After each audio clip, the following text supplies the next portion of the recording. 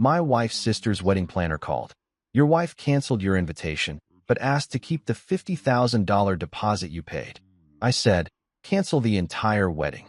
She gasped, but sir, you're not the groom dash. No, but I own the venue, the catering company, and the hotel chain they booked for guests. Tuesday mornings at Kingsley Group usually started the same way.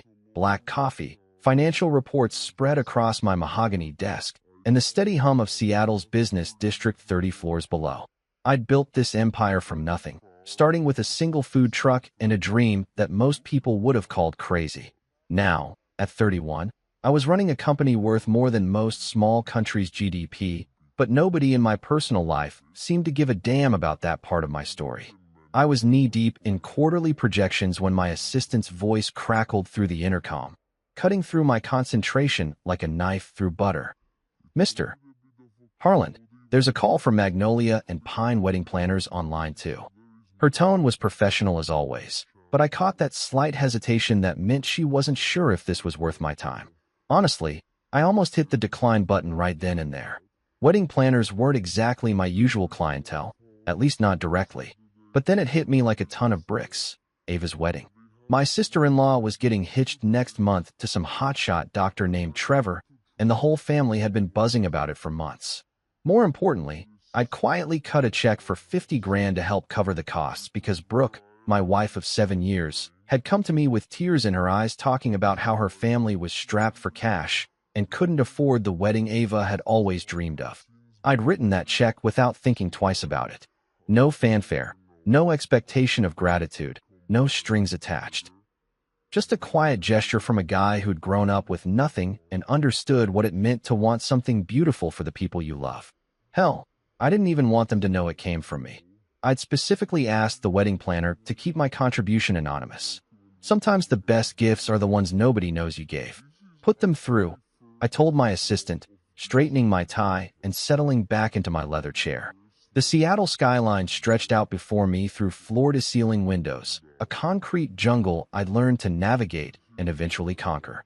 But family stuff? That was still uncharted territory, even after all these years. Grayson Harland speaking. I said into the phone, using the same tone I'd use for any business call. Professional, direct, no nonsense. The voice on the other end was female, probably mid-30s, with that particular blend of nervousness and professionalism that told me this wasn't going to be a routine conversation. Mr. Harland, this is Eastlaw from Magnolia and Pine Wedding Planners. I'm calling about the Henderson Morrison wedding next month. She paused, and I could practically hear her choosing her words carefully. I'm afraid I have some rather uncomfortable news to share with you. My gut clenched. In my experience, when people started conversations with phrases like uncomfortable news, somebody was about to get screwed over, and it usually wasn't the person making the call. I'd heard those words plenty of times in business, right before a partner tried to snake a deal or a competitor attempted a hostile takeover. But this was supposed to be about a wedding, for Christ's sake. Go ahead, I said, keeping my voice level. I'd learned a long time ago that showing emotion in these situations was like showing your cards in poker. It never ended well. Well, sir, your wife contacted us yesterday with some specific requests regarding the guest arrangements. Another pause, longer this time. She requested that your name be removed from the guest list entirely. She also inquired about whether the $50,000 deposit you provided could remain with us, given that the funds have already been allocated to various vendors. The words hit me like a physical blow, but I kept my expression neutral, staring out at the city below. Cars moved like ants along the streets, people going about their business, completely unaware that my world had just shifted on its axis. Removed from the guest list. My own sister-in-law's wedding. The wedding I'd bankrolled out of love and generosity. They'd taken my money and kicked me to the curb like some unwanted party crasher. I felt that familiar coldness settle over me. The same ice-cold calm that had helped me close billion-dollar deals and survive in a business world that ate nice guys for breakfast. It was the kind of calm that made smart people nervous and stupid people overconfident. I see, I said finally, my voice carrying none of the rage that was building in my chest like a pressure cooker. And did my wife provide any reasoning for this request? She mentioned something about wanting to avoid potential drama, and keeping the celebration focused on the happy couple. Isla replied, clearly uncomfortable with having to relay this message. She assured us that you would understand and that the financial contribution was intended as a gift regardless of your attendance. A gift? 7 years of marriage, and my wife thought she could erase me from a family celebration like I was some embarrassing relative who drank too much at parties. The woman who'd cried in my arms about her family's financial struggles, who'd begged me to help make her sister's day special, had just stabbed me in the back with a smile. I took a deep breath, feeling the familiar weight of power settling around my shoulders like an expensive suit. There was something almost poetic about this moment. The quiet guy they'd all underestimated was about to remind them exactly who they were dealing with. Cancel the entire wedding, I said calmly, as if I was ordering lunch instead of dropping a nuclear bomb on what was supposed to be the happiest day of two people's lives. The silence on the other end of the line stretched for so long that I almost wondered if the call had dropped. Then I heard Isla's sharp intake of breath, followed by what sounded like papers rustling frantically. I'm sorry, Mr. Harland, but I don't think I understand. You want to cancel your attendance? No, I replied, leaning back in my chair and allowing myself the smallest of smiles. I want you to cancel the entire wedding. All of it. Every vendor, every service, every reservation. Cancel it all. But sir, she stammered, you're not the groom. I don't have the authority to. Actually, I interrupted, my voice still perfectly calm. I think you'll find that you do. The stunned silence on the other end of the line was absolutely delicious. I could practically hear Isla's brain scrambling to process what I'd just told her, probably flipping through contracts and vendor agreements like her life depended on it. In the business world, I'd learned to appreciate these moments. The split second when someone realizes they've been playing checkers while you've been playing chess the entire time. But sir, she finally managed, her voice shaking slightly, you're not the groom. I don't understand how you could possibly have the authority to cancel an entire wedding that you're not even technically part of anymore. I leaned back in my executive chair, the buttery leather creaking softly as I shifted position. Through my office windows, Seattle stretched out below me like a kingdom I'd conquered one deal at a time. The Space Needle pierced the cloudy morning sky in the distance, and for a moment I felt like I was looking down at my own personal chessboard, ready to make the move that would change everything. You're absolutely right, Isla, I said, letting a hint of amusement creep into my voice. I'm not the groom. But here's the thing that nobody in my wife's family seems to understand. I don't need to be the groom to control this entire situation. I could hear her breathing quicken on the other end of the line, probably sensing that she was about to learn something that would flip her world upside down. I'd been in her shoes before, back when I was young and naive enough to think that the person sitting across from you in a business meeting was always exactly who they appeared to be. Let me paint you a picture, Isla. You work for Magnolia and Pine Wedding Planners, correct? Nice little company. Been around for about 8 years now. Specializes in high-end celebrations for Seattle's elite families. I'm sure you're proud to work there. Yes, sir, she whispered, and I could tell she was starting to put the pieces together even though she probably didn't want to believe what her gut was telling her. Well, here's something that might interest you. Magnolia and Pine is owned by a larger company called Landmark Events, which handles event planning and hospitality services throughout the Pacific Northwest. And Landmark Events? That falls under the umbrella of my holding company, Harland Ventures. I paused, letting that sink in before delivering the knockout punch. Which means, technically speaking, you work for me. The gasp that came through the phone was so sharp I almost felt bad for her. Almost. But then I remembered my wife's smug text about keeping my $50,000 and calling my legitimate hurt feelings drama, and any sympathy I might have felt evaporated like morning mist. Oh my God, she breathed, and I could hear papers rustling frantically in the background. She was probably pulling up corporate documents, trying to verify what I'd just told her, hoping against hope that I was bluffing or mistaken.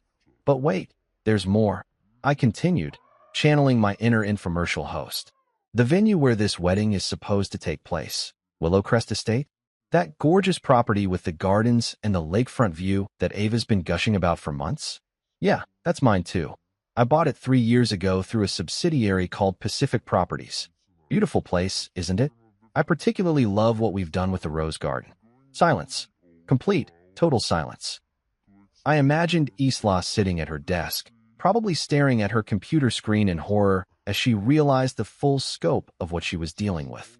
In the background, I could hear the faint sounds of her office. Phones ringing, keyboards clicking, the normal soundtrack of people going about their business completely unaware that their colleague was having her entire understanding of reality rearranged. And since we're on the topic, I continued, feeling like a magician revealing the secret behind an impossible trick. Let's talk about Crown Fork Catering. You know, the company that's supposed to be handling the reception dinner? The one with the award-winning chef and the 5-star reputation? I own that too. Bought them out 2 years ago when they were struggling with debt. Turned them into one of the most sought-after catering companies on the West Coast. I stood up and walked over to my window, looking down at the city that had taught me everything I knew about power, money, and the importance of keeping your cards close to your chest. Down there, millions of people were going about their daily lives, most of them completely unaware that the quiet guy they might pass on the street controlled a significant chunk of their city's hospitality industry. Oh, and Grandon Hotels. I added, almost as an afterthought. That's the chain where all 120 wedding guests have their reservations, right? The beautiful historic property downtown with the marble lobby and the panoramic city views? Guess what? That's part of my portfolio too. I acquired the entire chain last year when they were expanding into the Pacific Northwest market. The sound that came through the phone wasn't quite a sob, but it wasn't far off. I'd just systematically dismantled this woman's understanding of the situation, revealing that every single vendor, every venue, every service provider connected to this wedding ultimately answered to me. So you see, Isla, I said, my voice returning to that calm, professional tone that had served me so well in boardrooms and negotiation tables. While I may not be the groom, I am quite literally the foundation that this entire celebration is built on. Every contract traces back to me. Every service provider works for companies I own. Every reservation was made at properties I control. I could hear her breathing heavily now, probably trying to figure out how to handle a situation that wasn't covered in any wedding planning manual. Send cancellation notices to all vendors immediately. I instructed, my voice now carrying the unmistakable authority of a man who was used to being obeyed without question. Refund any deposits that the guests paid directly. And bill my wife's family for the remaining balance of all services, minus the $50,000 I'm keeping as a cancellation fee for their disrespect. Mr. Harland, she whispered, are you sure about this? I smiled, though she couldn't see it. I've never been more sure of anything in my life. After I hung up with Isla, I sat back in my chair and let out a long breath I didn't even realize I'd been holding. The irony of the situation wasn't lost on me. Here I was, a guy worth more than $2.5 billion, and my own wife's family had spent the last 7 years treating me like I was some kind of charity case who'd lucked into marrying above his station. The thing is, I'd never told Brooke or her family who I really was. Not completely, anyway. When people asked what I did for a living, I'd just say I ran a small business and leave it at that. It wasn't exactly a lie. Kingsley Group had started small, just me and a beat-up food truck I'd bought with my last $2,000 after dropping out of law school. But somewhere along the way, that little business had grown into something that would make most Fortune 500 CEOs weep with envy. I'd never felt the need to brag about it, you know? Money talks, but wealth whispers, and I'd always preferred the whisper approach. Maybe it was because I'd grown up dirt poor in a trailer park outside Tacoma, watching my mom work 3 jobs just to keep the lights on.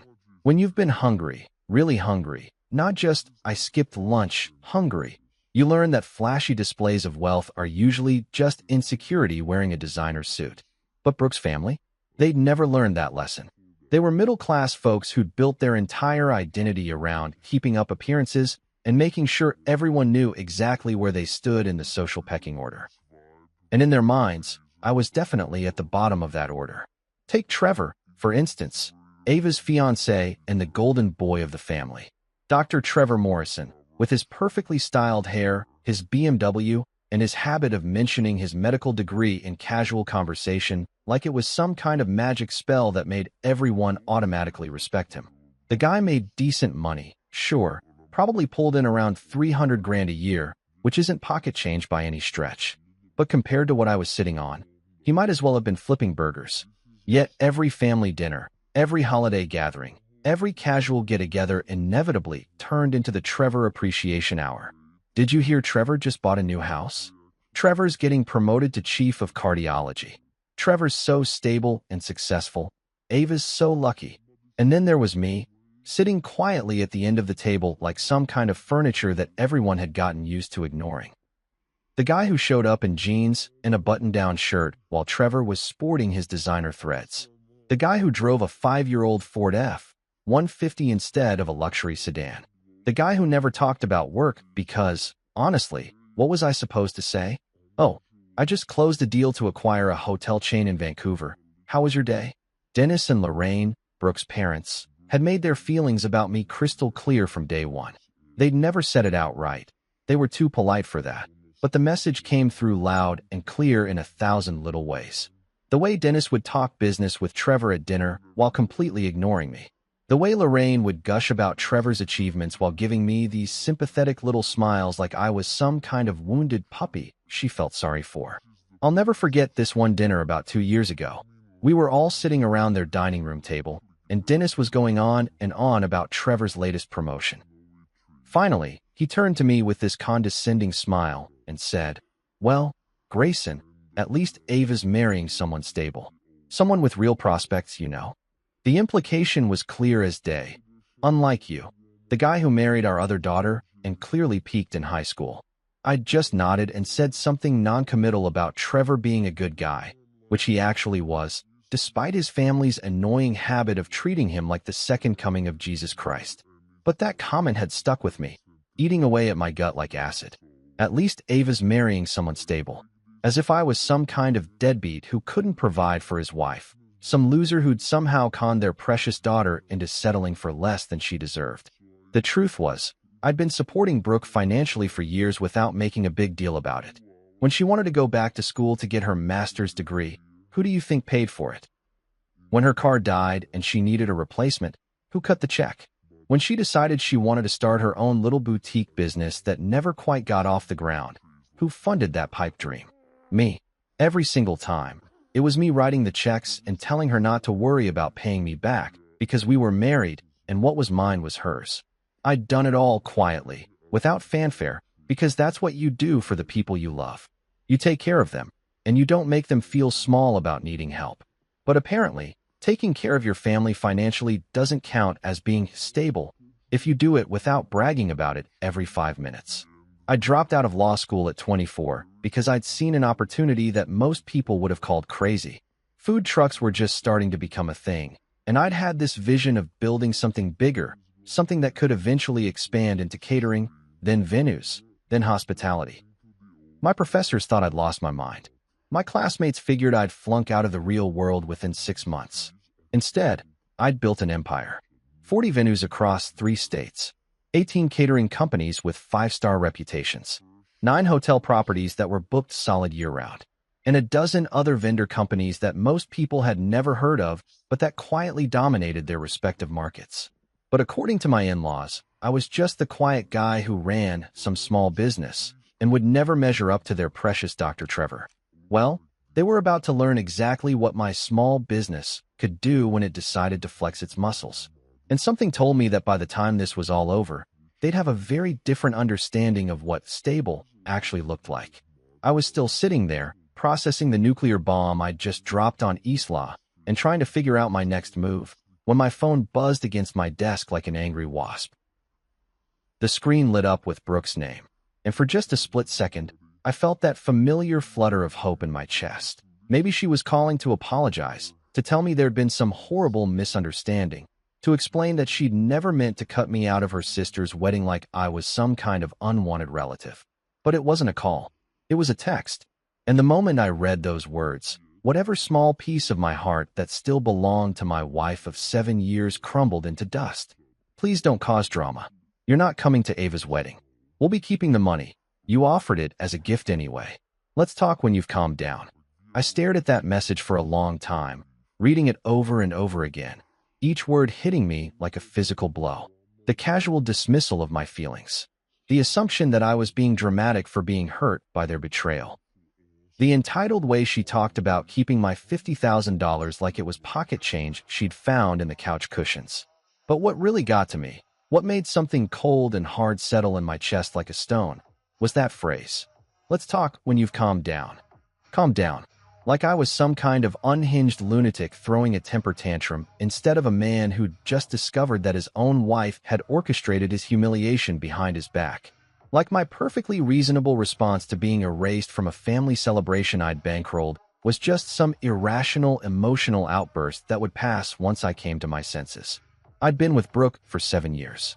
7 years of marriage, 2 years of dating before that. 9 years of my life invested in this woman.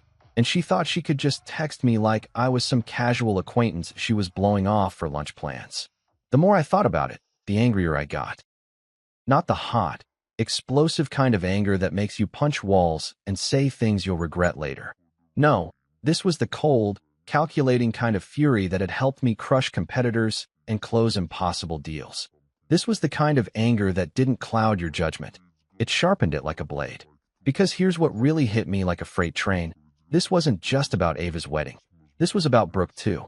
My wife, the woman who'd promised to love, honor, and cherish me until death do us part, had been the mastermind behind this whole thing. She wasn't some innocent bystander who'd gotten caught up in her family's drama. She was the one who'd called the wedding planner and asked to have my name removed from the guest list. She was the one who'd inquired about keeping my money while kicking me to the curb. I thought back to all those conversations we'd had about the wedding over the past few months. Brooke coming to me with tears in her eyes, talking about how stressed Ava was about the costs, how her parents were struggling financially, how heartbroken her sister would be if she couldn't have the wedding of her dreams. I'd written that check without hesitation because I'd thought I was helping my family, our family.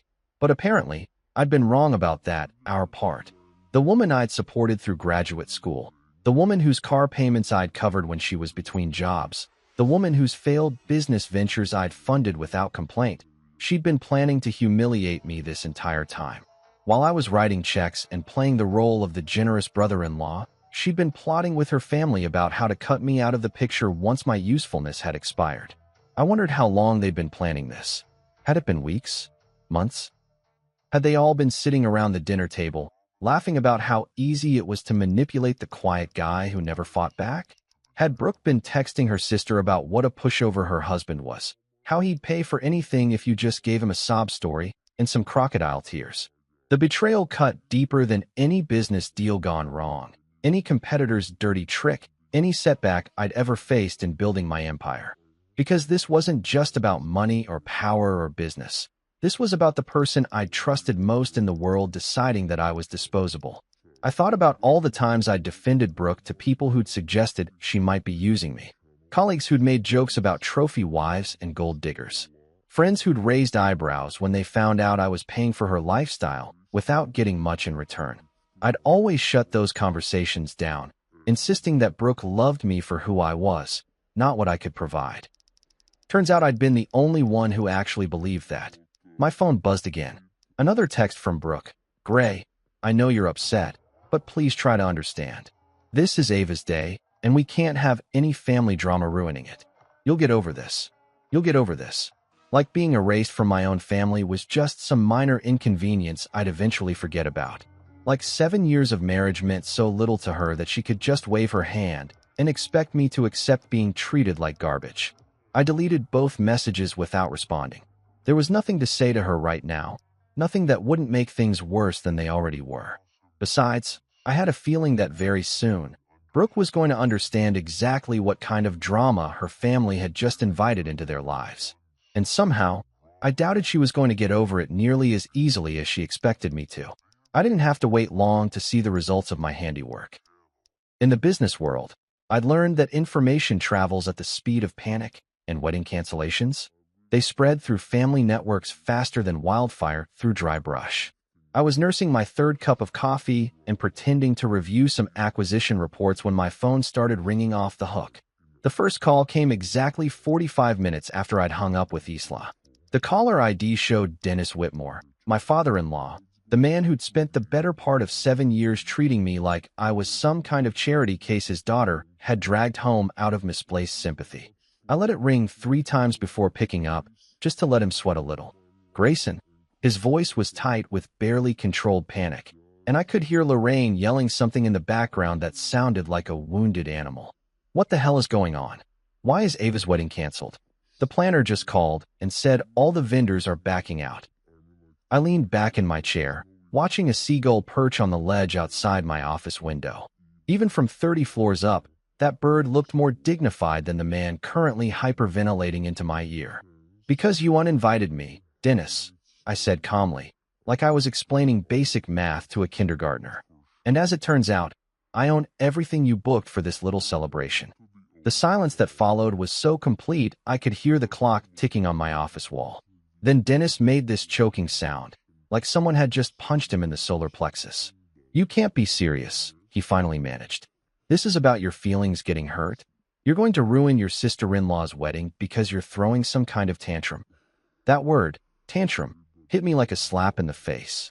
The same dismissive language Brooke had used in her text, the same condescending tone I'd been hearing from this family for years.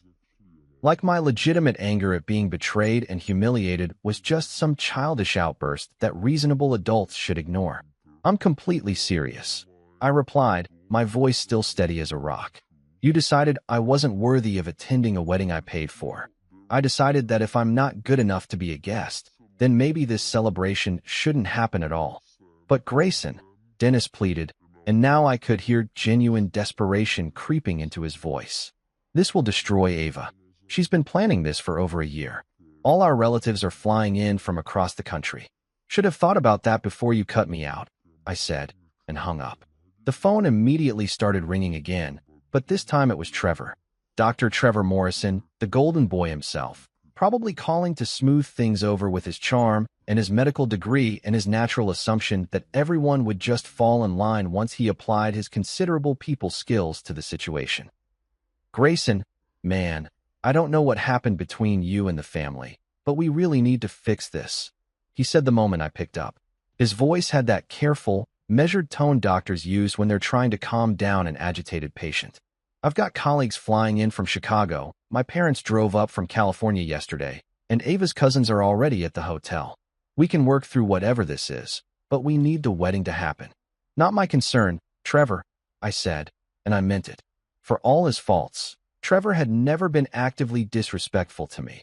He'd just been oblivious to how his golden boy status made everyone else in the family feel invisible.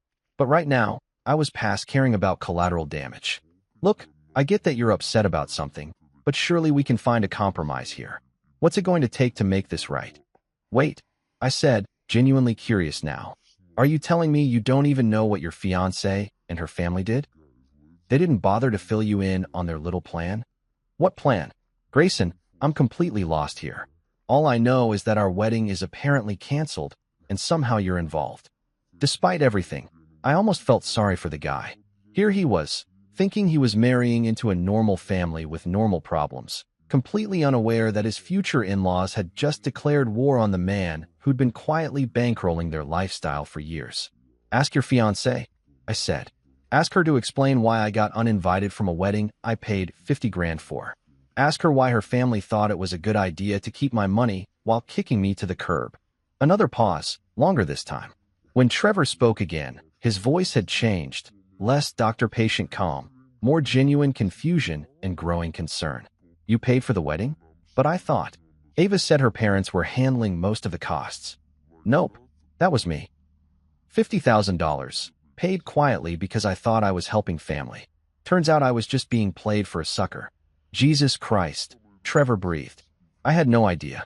Grayson, if this is true, then what they did is completely inexcusable. But please, man, Ava doesn't deserve to pay for her family's stupidity. She's been dreaming about this day since she was a little girl. Then maybe she should have married into a family that knows how to treat people with basic human decency. I replied. Wait, hold on. Are you seriously telling me that you actually own all the vendors? The venue, the catering, all of it? Check the contracts, Trevor. They all trace back to companies I own. Your beautiful wedding venue? Mine. The 5-star catering you've been bragging about? Mine. The hotel where all your guests are staying? Also mine. The silence stretched so long I thought the call might have dropped. Then Trevor let out a long, shaky breath. Holy shit, Grayson. You're not just some guy who runs a small business, are you? Not even close, I said, and for the first time all day, I allowed myself to smile. The calls kept coming like waves crashing against a seawall, each one more desperate than the last. I turned my phone to silent, but I could see it lighting up every few minutes with different numbers. Dennis calling back, Lorraine sobbing into voicemails, Ava's number flashing repeatedly like a distress signal. But it was Isla who called back first, her voice now carrying the kind of professional panic that told me she'd spent the last hour making phone calls that had systematically destroyed her faith in the wedding industry. Mr. Harland, she said, and I could hear the exhaustion in her voice. I've been making calls for the past 2 hours, and I'm afraid I have some rather devastating news for the Henderson-Morrison families. I leaned back in my chair, watching the afternoon sunlight filter through my office windows. Down below, Seattle was going about its business, completely unaware that somewhere in the city, 2 families were learning a very expensive lesson about burning bridges with the wrong person. Let me guess, I said, not bothering to hide my amusement. You can't find replacement vendors for their date. It's worse than that, sir. There's literally nothing available in the entire Pacific Northwest region for their wedding date. I've called every venue within a 300-mile radius, every catering company, every florist, every photographer. The few places that even have availability are either completely inappropriate for a wedding of this scale, or— She paused, and I could hear papers rustling. Well, they're also owned by companies that trace back to your holdings. That made me laugh. Actually laugh out loud. In all my years of building Kingsley Group, I'd never quite realized just how much of the regional hospitality market I'd managed to corner. It hadn't been intentional, just good business sense. When you see a profitable company in your industry struggling with debt or management issues, you buy it. When you find a property with potential that the current owners are mismanaging, you acquire it. Do that consistently for 15 years, and apparently you end up owning most of the wedding infrastructure in 3 states. What about out of state? I asked, genuinely curious about how far they'd be willing to go to avoid dealing with me directly. I tried California, Oregon, even as far south as Nevada. The problem is the timeline. We're talking about a wedding that's supposed to happen in 3 weeks. Most quality venues are booked a year in advance, and the ones that do have last-minute availability are— She trailed off diplomatically. Are what, Isla? Don't spare my feelings. Are not the kind of places where Dr. Morrison's colleagues would expect to attend a wedding, she said carefully. We're talking about VFW halls, community centers, maybe a few restaurants that could clear out their dining rooms. Nothing that would accommodate 120 guests with the level of service and elegance that was originally planned. I could picture it now. Trevor trying to explain to his fancy doctor friends why they were eating rubber chicken in a Knights of Columbus hall instead of the 5-star lakefront celebration they'd been promised. The thought was almost too delicious to bear. Even more problematic, Isla continued, is the fact that all the guests have already made travel arrangements. Flights, hotel reservations, rental cars.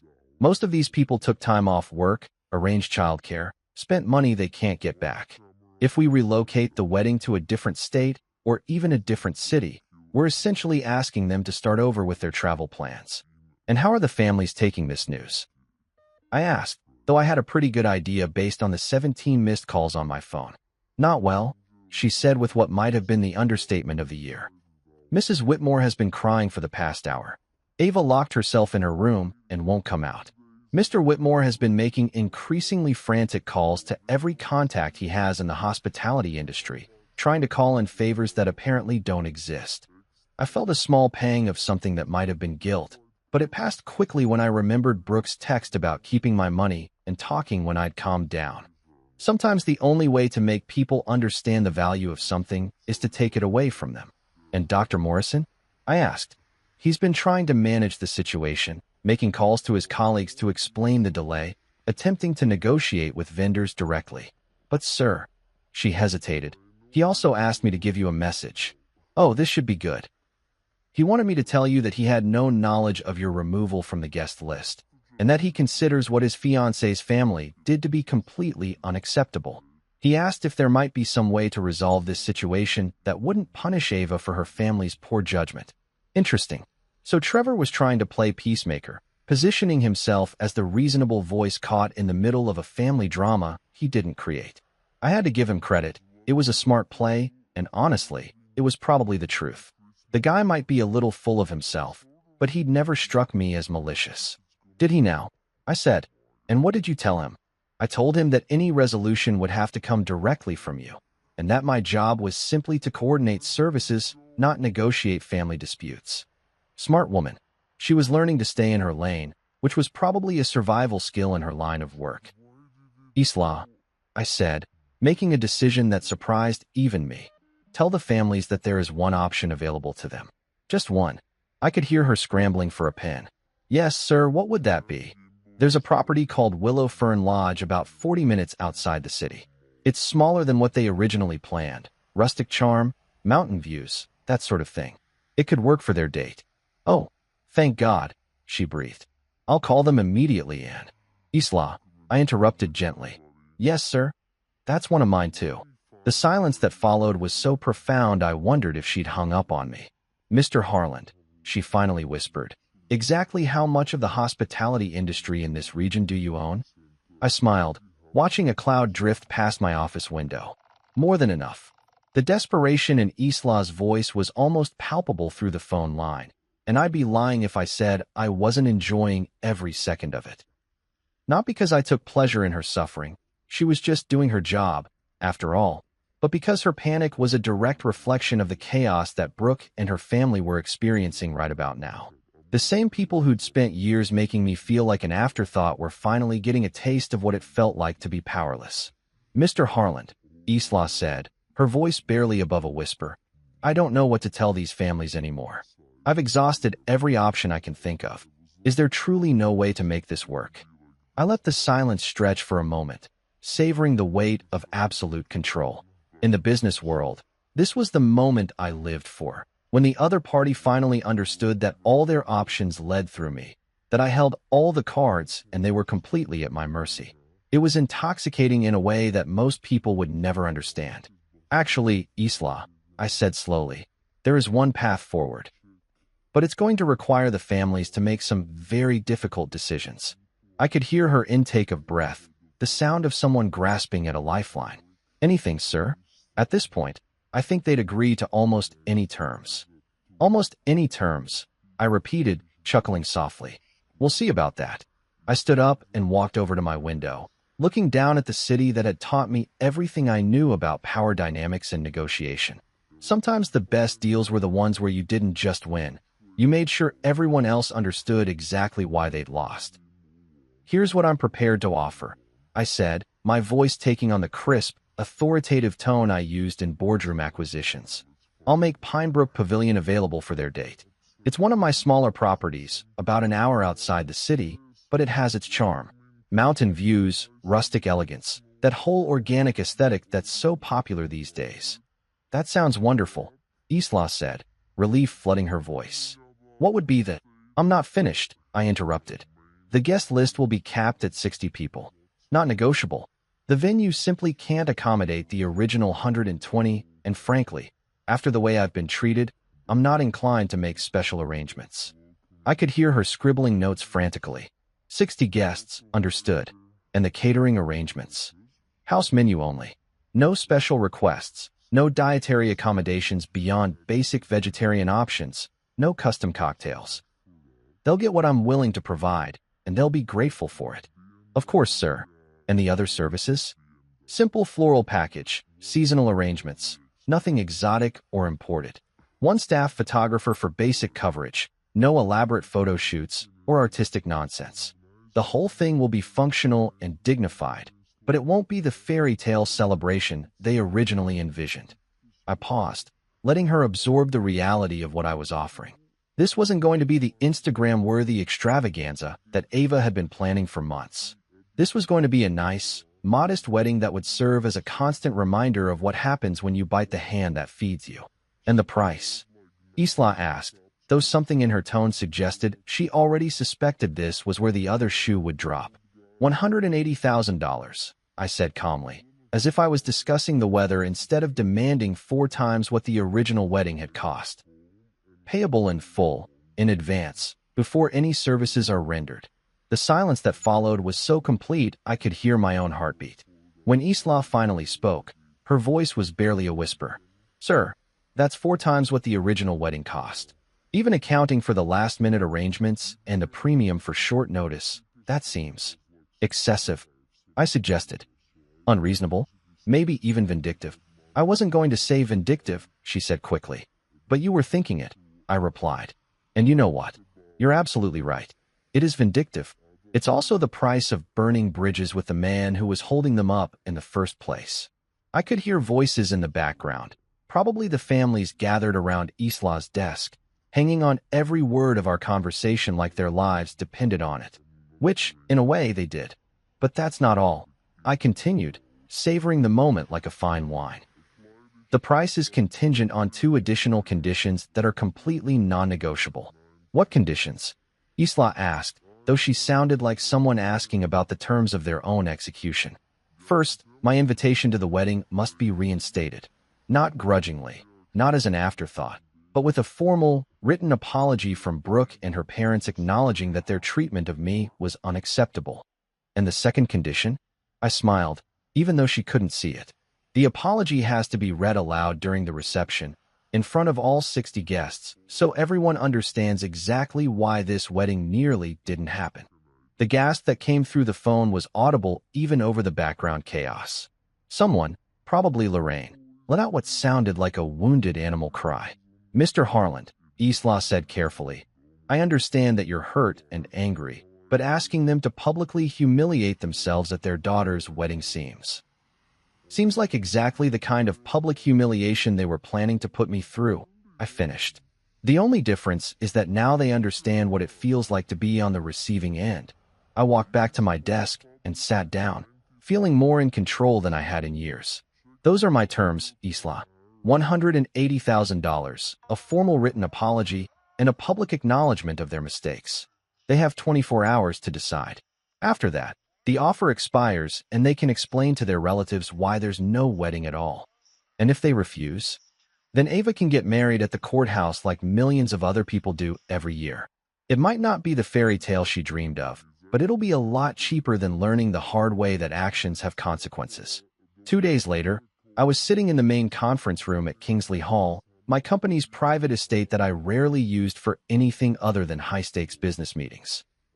The room was designed to intimidate: 20-foot ceilings, oil paintings of Seattle's founding fathers, and a mahogany table that had probably cost more than most people's cars. If Brooke's family wanted to negotiate, they were going to do it on my turf, surrounded by reminders of exactly who they were dealing with. I'd chosen my outfit carefully that morning. A charcoal Tom Ford suit that fit like it had been painted on, Italian leather shoes that cost more than most people's monthly rent, and a Patek Philippe watch that I'd bought to celebrate my first billion-dollar acquisition. Not because I needed to impress them, that ship had sailed, but because I wanted them to see, maybe for the first time, who I really was when I wasn't playing the role of the quiet, accommodating family member. They filed in like condemned prisoners approaching the gallows. Brooke came first, looking pale and nervous in a way I hadn't seen since our early dating days. Her usual confidence had evaporated, replaced by the uncertain posture of someone who'd finally realized they'd been playing a game with rules they didn't understand. Behind her came Ava and Trevor, followed by Dennis and Lorraine bringing up the rear like reluctant participants in their own intervention. The silence in the room was thick enough to cut with a knife. These were the same people who'd spent years talking over me at dinner tables, dismissing my opinions, treating me like furniture that they'd grown accustomed to ignoring. Now they sat in my conference room, surrounded by the trappings of wealth and power they'd never bothered to notice, finally understanding that the quiet guy they'd been overlooking was actually the one holding all the cards. Lorraine looked like she'd been crying for days, her mascara slightly smudged despite obvious attempts to repair it.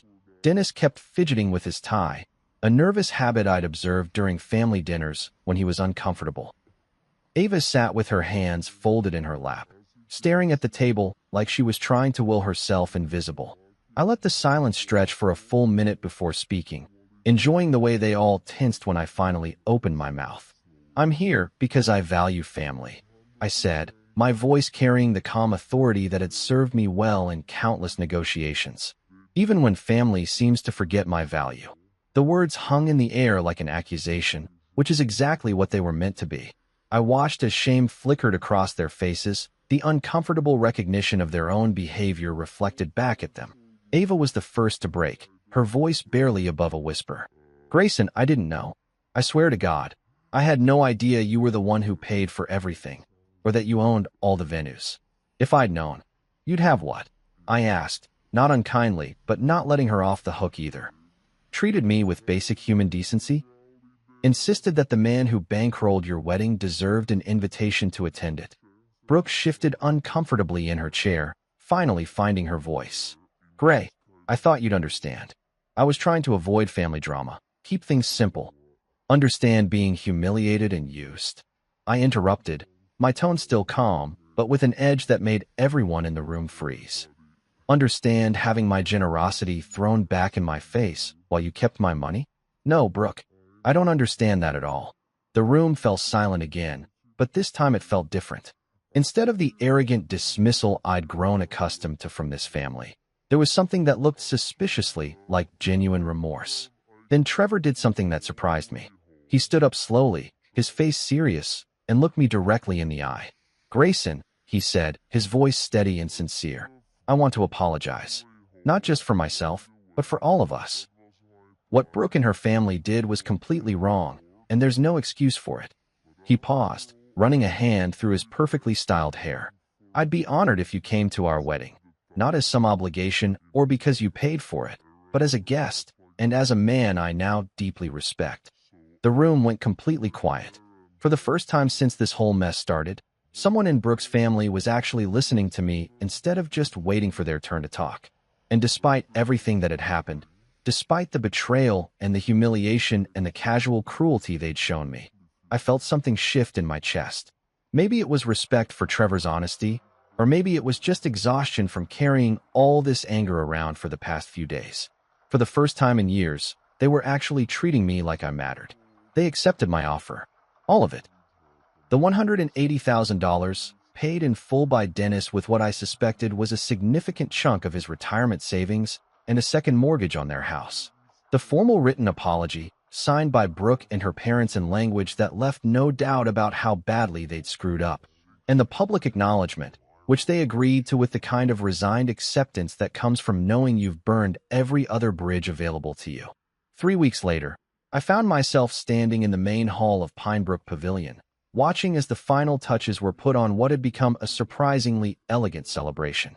The venue was smaller than what they'd originally planned, sure, but the mountain views were spectacular, and the rustic charm of the exposed beams and stone fireplace gave the whole thing a warmth that the original lakefront estate might have lacked. 60 guests instead of 120, but every person in that room understood they were witnessing something special. Word had gotten out, as word always does in situations like this, about the drama that had nearly canceled the wedding entirely. The story had been sanitized in the retelling, of course, but the basic facts were clear. Grayson Harland, the quiet guy everyone had underestimated, had turned out to be the puppet master pulling all the strings. I stood at my assigned table, wearing another perfectly tailored suit and watching as people I'd known for years looked at me with a mixture of respect, curiosity, and what might have been a healthy dose of fear.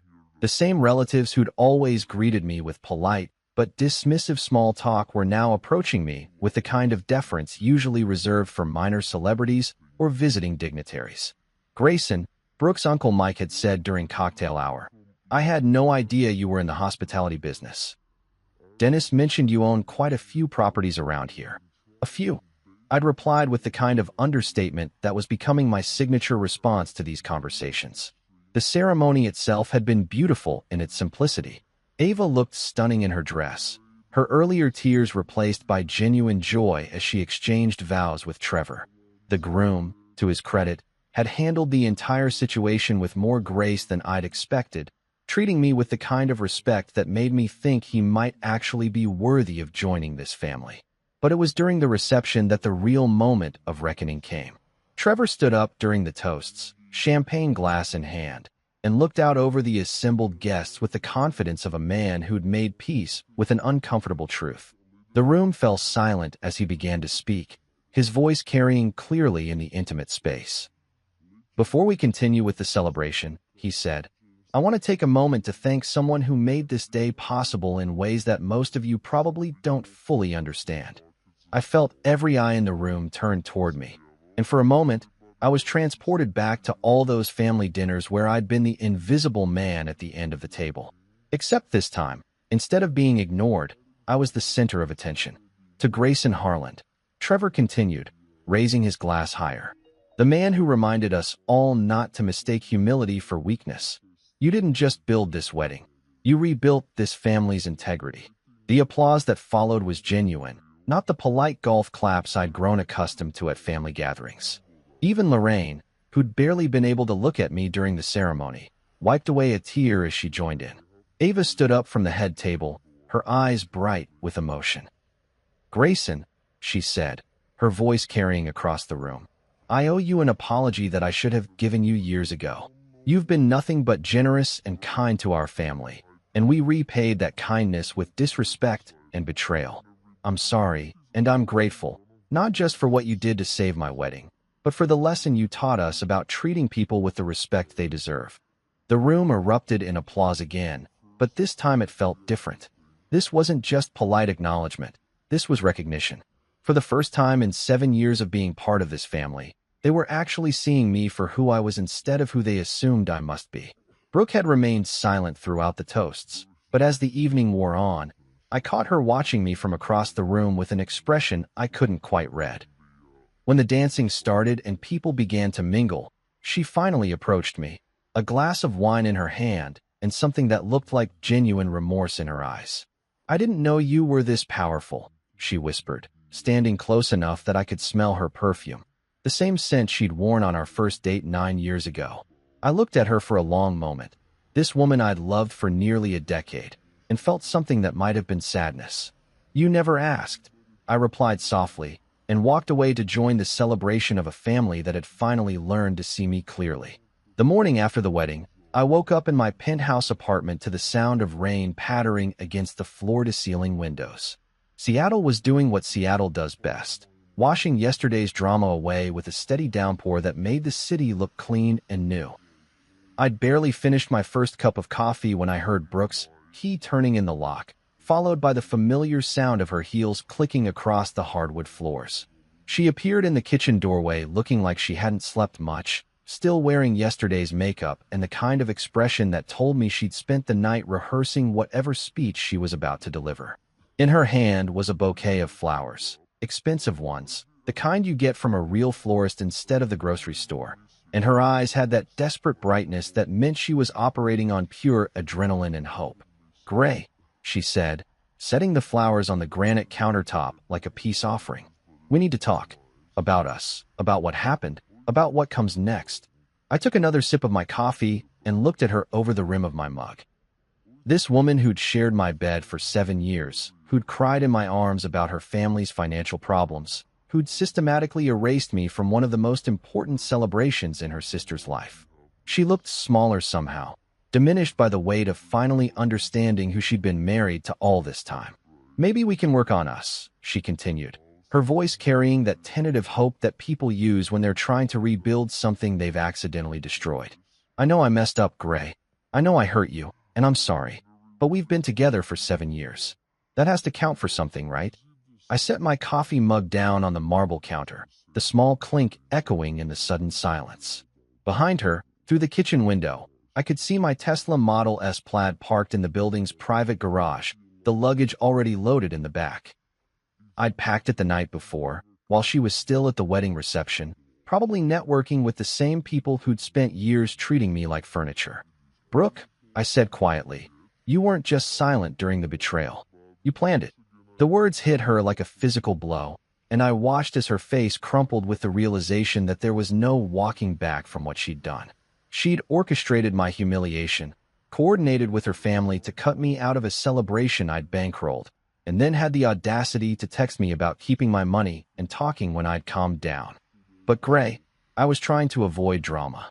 "By creating drama," I interrupted, standing up from the kitchen island. "By lying to me, manipulating me, and treating me like a checkbook with legs instead of like your husband." I walked past her toward the hallway, where my overnight bag was already waiting by the door. 7 years of marriage, and it was amazing how little I actually needed to take with me. Most of the important stuff, the real estate holdings, the business interests, the bank accounts that actually mattered, those were all in my name anyway. "Where are you going?" she asked, following me with the kind of panic that meant she was finally understanding that apologies and flowers weren't going to fix this. "Away," I said simply, picking up my bag. "I'm done, Brooke. With you, with your family, with pretending that being treated like garbage is somehow normal in a marriage." I could hear her starting to cry behind me, but the sound didn't move me the way it used to. There's something about betrayal that burns away your capacity for misplaced sympathy, that teaches you the difference between genuine emotion and manipulative tears. My phone buzzed as I reached for the door handle. A text from Trevor, sent late last night after the reception had ended, a photo of him and Ava cutting the cake, both of them laughing with pure, unguarded joy. Below the image, he'd written, "Thank you. You were the real foundation of this celebration." I smiled and typed back, "Remember that. Never bite the hand that builds your world." His response came immediately. "Lesson learned. Travel safe, and thank you for teaching us what real strength looks like." I pocketed the phone and opened the door, stepping out into the hallway that led to the elevator, to the parking garage, to whatever came next. Behind me, I could hear Brooke calling my name, her voice echoing off the walls with the desperation of someone who'd finally realized what she'd lost. But I didn't look back. I'd spent 7 years looking back, making excuses, accepting scraps of respect from people who should have treasured what I brought to their lives. Now I was looking forward, toward a horizon that didn't include people who mistook kindness for weakness. The elevator doors closed with a soft whisper, carrying me down toward ground level and a new beginning. Not as the uninvited husband, not as the family ATM, not as the quiet guy who could be safely ignored, but as the man who'd reminded them all that silent doesn't mean weak. Silent means watching. And when silent men finally move, the ground shakes beneath everyone who underestimated them.